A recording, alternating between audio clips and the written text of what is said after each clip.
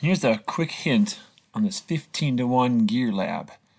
The directions say this is not 15 to 1 gears. This is how you assemble it, but not the right gears.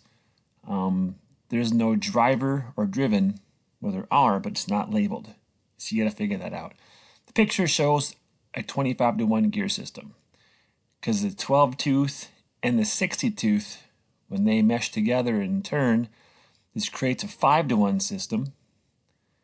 Here, 12 tooth, 60 tooth creates a 5 to 1 system. So this 5 to 1 times this 5 to 1. 5 times 5 is 25. 1 times 1 is 1. 25 to 1. So which gears do you need to make a 15 to 1? Well, it's something times something to give you 15. So look at the bins.